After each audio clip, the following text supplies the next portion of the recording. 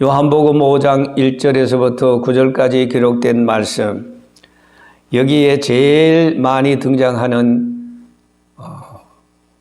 이름이 베데스다 연못입니다. 베데스다. 이 베데스다는 말의 뜻은 예루살렘 성 내에 양을 매매하는 시장입니다. 그런데 그 시장이 아주 가까운 곳에 연못이 있습니다. 자, 내용인즉 오늘 우리 예수님께서는 공생의 3년 동안 크게 보면은 두 가지 일을 하셨어요. 가는 곳마다 천국 복음을 가르치시고, 그리고 예수님 자신이 하나님 되심을 실력으로 보여주었어요. 죽은 자를 살리시고 안정병이를 일으키시고 각종 병든 사람들, 앞을 보지 못하는 사람, 듣지 못하는 사람, 그리고 결핍한 사람, 몸에 문둥병으로 가득 찬 이런 사람들을 예수님께서는 긍휼히 여겨주시고 그리고 치료해 주셨습니다. 그렇기 때문에 바쁜 날이었습니다. 동분서주, 이걸 우리는 너무너무 바쁠 때 이리 가고 저리 가고 이것도 해야 되고 저것도 해야 되고, 그래서 예수님이야말로 사실 동분서주한 나날들이었습니다. 오죽하면은 예수님이 산에 여호굴이 있고 나는 새도 집 있건만은 인자는 머리 둘 곳이 없다고 하셨겠습니까? 그만큼 바쁘셨다. 어느 날 예수님께서는 베데스다 연못을 찾아가시게 되었습니다. 베데스다 연못은 예루살렘에 있는 양문 곁에 있습니다. 그런데 이 베데스다 연못은 아주 특별한 연못이었습니다. 가끔 가다가 천사들이 내려와서 물을 동하게 하는데, 물이 동할 때에 그 연못에 제일 먼저 들어가는 사람은 어떤 병에 걸렸든지 완전히 깨끗하게 치료를 받는다는 것입니다. 그렇기 때문에 그 연못 부근에는 항상 많은 각색 병자들이 모여들었습니다. 또한 각 처소에서 이 소문을 듣고 모여드는 사람을 위해서 행각 5을 지어놨습니다. 그 행각 안에는 물이 동할 때를 기다리는 각종 병자들, 이를테면은 소경과 쩔뚝발이 혈기 마른 자들이 항상 모여들었습니다. 자, 예수님께서는 올라가셨다가 특별히 이곳 베데스다 연못을 찾아가시게 되었습니다. 찾아가서 여러 모든 병자를 둘러보는 가운데 웬일입니까? 38년 동안이나 병들어서 고생하며 누워있는 그 어떤 병자를 발견하고 그리고 찾아가서 물으셨습니다. 너가 낫고자 하느냐? 물어보나 마나 한 질문 같지 않습니까? 여러분, 얼마나 고침받기를 원했으면은 이러한 병에서 고침을 받을 수 있기만 한다면은 무엇이든지 못하겠습니까? 그런데도 예수님은 너가 낫고자 하느냐라고 물어보았습니다. 어느 사람 하나, 지금까지 물어보는 사람이 없었는데 아주 조용히, 그리고 심각하게 자신에게 관심을 가지시면서 다가서는 그 질문에 대답은 오직 하나, 주여, 물이 동할 때 나를 물에 넣어주는 자가 없어서 지금까지 내가 이렇게 행각에 누워 있습니다. 38년이나 여기저기 많은 사람들이 와서 고침을 받고서 나가는 것을 구경만 했지, 자신은 아직도 누워 있어야만 하는 그런 처지였습니다. 아마도 병원에 입원한 환자로 따진다면은 제일 오래된 아주 중환자, 고참 환자였을 것입니다. 다른 환자들이 퇴원을 할 때마다 여러분 얼마나 부러워합니까? 다른 사람들이 그 자기 힘으로 걸어서 그 연못에 들어갔다가 나와서 각종 병에서 치료받고 돌아가는 그 사람을 보면은 이 38년 된 병자가 얼마나 부러웠겠습니까? 나는 언제나 저렇게 건강한 몸으로 떠벅떠벅 걸어갈까? 기약 없는 나날을 보내고 있는데 마침 예수님이 찾아오셨다 그 말입니다.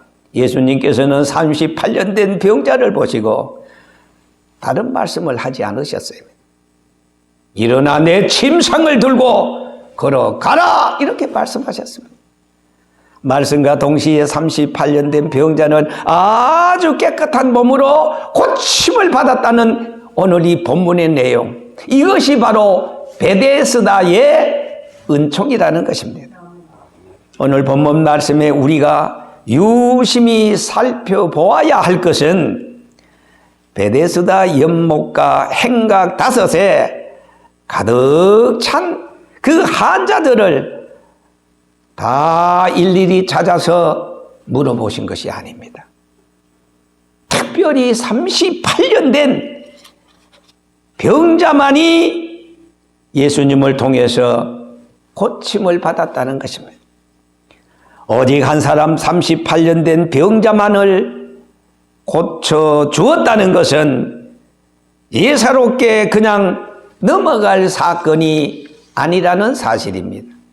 왜냐하면 예수님의 능력이 부족해서 그런 것은 아니었기 때문입니다. 왜 그 사람만 고침을 받을 수 있었겠습니까?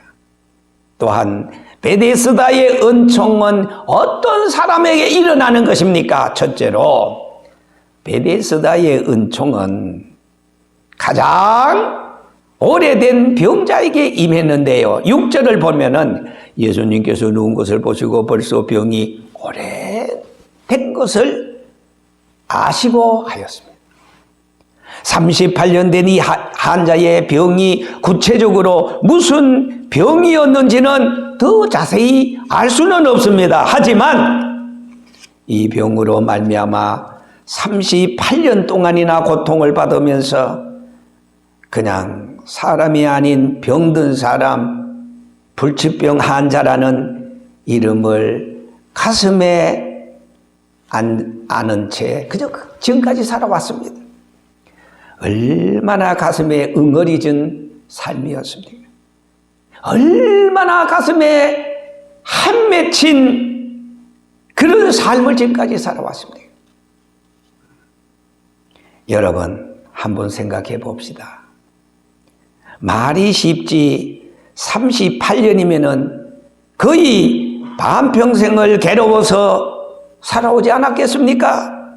그가 몇 살 때부터 이렇게 되었는지는 성경을 통해서 잘 알 수가 없습니다만은 만약에 태어날 때부터라고 한다면은 한번 제대로 남들처럼 건강하게 살아보지도 못하고 38년 된 세월이 훌쩍 지나가지 않았겠습니까?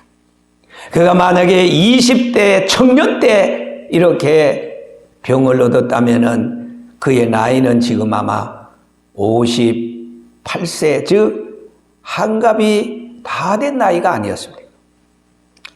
요즘 같으면은 명태, 조태, 사오정이 있어서 우죽선처럼 치고 올라오는 세대들에게 일자리를 넘겨주어야 하고, 그것도 이젠 인생의 항원기에 접어든 나이에 만약에 건강을 회복한들 그동안 병치레에 그 많은 세월 보내고 배운 기술도 없고 무엇을 하면서 이 사람이 살아가야 하겠습니까?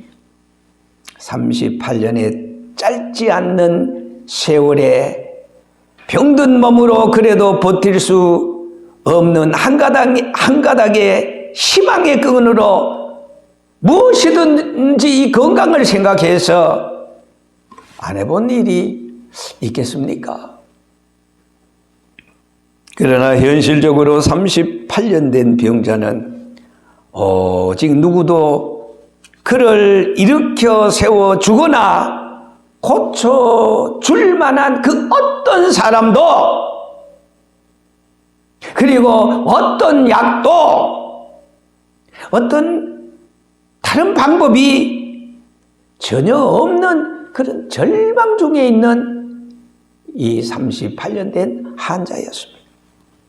현실의 벽은 너무나도 높았습니다. 그가 혼자의 몸으로 싸워온 그 세월은 너무나도 무심하고 야속했습니다. 소위 죽지 못해서 사는 그가 혹시나 해서 마지막으로 찾아온 것이 바로 베데스다 연못이었습니다만, 역시나 그에게는 그를 도와서 부축해서 물에 넣어줄 사람이 없었습니다. 따라서 좀처럼 기회가 그에게는 주어지지 않았습니다. 그를 좀처럼 스스로 일어날 수 없었습니다. 그에게는 슬픈 나날이 쌓이고 쌓였습니다. 그에게는 희망이 없습니다. 절망이 그의 삶의 대명사처럼 자리를 잡고 있었습니다. 이러한 38년 된 병자에게 주님의 은총이, 기적이, 능력이 지금 나타나고 있습니다. 자기의 힘으로 무엇을 할 수 있다고 여러분 생각해 보신 적이 있습니까? 그런 사람에게는 하나님이 가까이 오지 않습니다. 내 자신을 하나님 앞에 송두리째 내놓고 포기하고, 네, 주여, 아버지의 뜻대로 살든지 죽든지 주님의 뜻대로 하면서 주님 앞에 내 자신을 포기하고 맡기고 의지하고 주님을 매달릴 때, 그때 하나님께서는 찾아오시고, 그리고 기적을 베풀어 주시고, 너가 낫고자 하느냐 물으시고, 그리고 주님의 기운으로, 능력으로, 하나님의 건세로 그 모든 지금까지 쌓였던 한을 한꺼번에 확 풀어주시고, 그리고 기적으로 남은 인생을 살아가게 하신다는 사실을 오늘 우리는 본문을 통해서 볼 수가 있습니다. 하나님이 나에게 은총을 주시는 것은 전적으로 여러분 하나님을 의지하고 신뢰하고 내가 무엇을 할 수 있다는 자만을 포기하고 오직 찾아오시는 주님을 바라보고 내 모든 것을 주님 앞에 맡길 때입니다. 내 힘으로는 아무것도 할 수 없다는 자에게 주님의 구원의 손길을 내밀어 주시고 내 손 붙잡으라. 자기를 포기하는 자, 이런 자에게 주님은 지금도 일하시고 지금도 역사하시고 계시는 것입니다. 당시 베데스다 연못가에는 많은 병자들이 있었습니다. 그들은 아직도 자신들의 힘으로 언젠가는 무엇을 할 수 있다고 생각한 자들이 많았을 것입니다. 그들은 이제 곧 물속으로 뛰어들어가 고침을 받을 수 있는 기회가 자신에게 언젠가는 올 것이라는 이 막연한 생각을 하면서 하루 이틀 기약 없이 나날을 보내는 사람들도 있었을 것입니다. 그러나 그들에게는 주님의 은총이 임하지 않았습니다. 베데스다의 은총은 38년이나 고통의 세월을 보내고 어느 누구도 그를 물에 넣어줄 사람이 없는 바로 그 환자에게 먼저 임했습니다. 그에게는 도와줄 친척이 없었습니다. 따뜻한 이웃의 손길이 없었습니다. 물에 빠진 사람에게 지푸라기라도 있었으면 하는 붙잡는 그 심령이 왜 여러분 이 38년 된 환자에게는 늘 없었겠습니까? 그러나 현실적으로 그에게는 기대할 수 없는 사치였습니다. 그때 주님은 찾아오셨습니다. 그리고 그때 주님은 너가 낫고자 하느냐 물으셨습니다. 자, 예수님은 말씀하십니다. 건강한 자에게는 원이 쓸데없고 병든 자에게야 쓸데있느니라. 내가 의인을 부르러 세상에 온 것이 아니라 가난하고 헐벗고 병들고 약한 자를 위해서 이 세상에 오셨다고 말씀하지 않았습니까? 낭패와 실망당한 자, 병들어서 죽게 된 자, 어느 누구도 나에게 도움을 주지 않는 자, 관심이 나에게 없었던 그런 자에게 주님은 38년 된 병자에게 베풀었던 그 은총을 여전히 베푸시기를 원하시고, 그 베데스다의 은총을 통해서, 그를 통해서 한없이 예수님은 일하시기를 원하시고 계신 것입니다. 사람은 흔히 성공한 자, 권력이 있고 물질이 있는 자, 힘 있는 자, 그런 자를 찾아가서 도움의 요청을 구할 때가 많습니다. 하지만 주님은 아닙니다. 오히려 정반대입니다. 가난한 자, 병든 자, 헐벗은 자, 목마르고 줄인 자, 실패한 자를 찾아오십니다. 그리고 답답하고 지루한 삶을 완전히 예수님은 180도 바꾸어 주십니다. 위기를 기회로, 실패를 성공으로, 질병을 건강으로 완전히 예수님께서는 바꾸어 놓습니다. 자, 두 번째로 우리가 이 베데스다의 은총은 꿈을 간직한 자에게 임했다는 사실입니다. 계속해서 6절을 보니까 예수께서 그 누운 것을 보리고 이르시되 너가 낫고자 하느냐 물으셨습니다. 남이 나를 어떻게 보든지 38년 된 병자에게는 아직도 내일의 날개를 접지 않았습니다. 내일이면 하는 기대와 낫고자 하는 열망이 타오르고 있었습니다. 우리가 내 자신을 부인하고 보잘것없다는 겸손한 마음을 가질 때 희망과 소원까지 포기해서는 절대로 안 됩니다. 내가 무엇을 다 할 수 있다는 마음과 주님의 은총으로 무엇이든지 가능하고 할 수 있다는 믿음하고는 다릅니다. 38년 동안이나 기다려 보았으면 올해 여러분 기다려 지나온 세월이 아닙니까? 물론 그동안에 많은 좌절도 아마 했을 것입니다. 그렇다면 이제는 포기하고 그 자리를 떠날 때도 되었을 것입니다. 그런데도 불구하고 그 병자는 한 발자국도 그것을 여러분 떠나지 않았습니다. 포기하지 않았습니다. 아니 떠날 수가 없었습니다. 한 맺힌 소원, 죽어도 여기 이 자리에서 죽겠다고 하는 의지, 물에 빠져 죽는 한이 있더라도 그 길을 그냥 떠날 수 없다는 결심, 주님이 바로 이런 모습을 보았던 것입니다. 몸은 병들어서 누워있지만 그 속에 비상한 희망과 의지와 결심을 주님은 보았던 것입니다. 너가 낫고자 하느냐? 사실 38년 된 병자에게 이러한 질문은 배고픈 사람에게 너 먹고 싶으냐? 묻는 질문과 같지 않습니까? 그런데 왜 예수님은 이러한 질문을 하셨습니까? 첫째는 38년 된 환자를 위로하기 위해서였습니다.